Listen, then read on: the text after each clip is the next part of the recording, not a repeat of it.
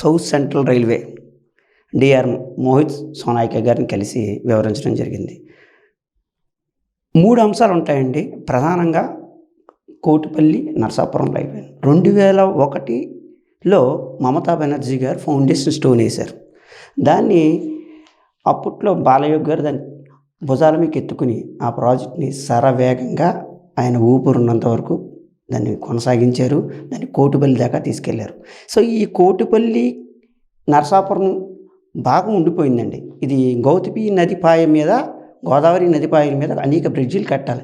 Land ఎక్వేషన్కి స్టేలు ఉన్నాయని కాలం వెళ్ళబుచ్చుతూ మోడీ గారు అప్పుడే 3వ టర్మ్, మొదటి 2 టర్ముల్లో ఆయన చేసింది ఏంటయ్యా అంటే కనీసం స్టేని కూడా వీకెట్ చేయలేకపోయాడు. ఈ మధ్య జూలై 2025న కోర్టు ల్యాండ్ ఎక్వికేషన్ స్టే అనేది రద్దు చేసింది.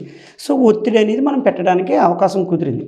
అసలు ఈ ప్రాజెక్ట్కి 21-20 అంటే 2120 కోట్ల రూపాయలు శాంక్షన్ చేశారు.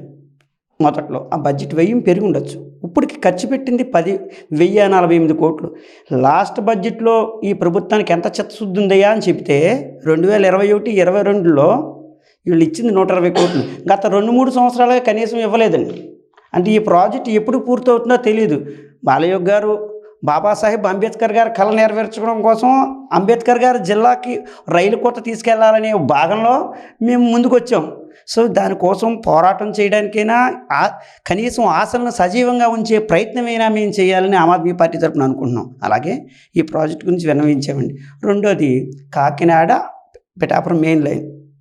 అలా కన్వర్షన్ వల్ల ఏమవుతుందంటే కనెక్టివిటీ పెరిగి కాకినాడ మెయిన్ లైన్లోకి రావడం, ఈ పిఠాపురం ఇలా డెవలప్మెంట్ అనేది కోస్టల్ ఏరియా కనెక్టివిటీ బాగుంటుందని చెప్పాం. ఈ మధ్యకాలంలో చాలా పెద్ద పెద్ద మాటలు మాట్లాడుతూ ఒక అగ్రనట్లు రాజకీయాల్లోకి వచ్చి ఏం చెప్పారు, టెంపుల్ టూరిజం అసలు మీ బతుకులు మార్చేస్తాను, మీ జీవన చిత్రం మార్చేస్తున్నాడు. ఏ చిత్రం మార్చేస్తున్నాడో నాకు తెలియలేదండి. ఆయన వచ్చిన తర్వాత మత్స్యకార సమస్యలు అలాగే ఉన్నాయి ఉప్పాడలో. అలాగే ఈ కనెక్టివిటీ లైన్ గురించి ఏమాత్రం కూడా ఆయన ముందు తీసుకెళ్ళలేదు. మరి ఏ టూరిజం తీసుకెళ్తాడో ఎక్కడ తీసుకెళ్తాడో ఆయన తెలిసింది. నాకు అది ఈ విధమైన ప్రాజెక్ట్ మీద మీరు గతంలో సెంట్రల్ గవర్నమెంట్ ₹1,00,000 ఇచ్చిందండి. అది ఒక సర్వేకి మాత్రమే. దీని గురించి సోనాయిక గారిని డిఆర్ఎం గారిని అడిగితే అది ఫ్యూజిబిలిటీని బట్టి మేము తీసుకుంటా ఉన్నారు. ఫ్యూజిబిలిటీని బట్టి తీసుకుంటామంటే 20 ఏళ్ళ కాలక్షేపం చేయకూడదు సార్.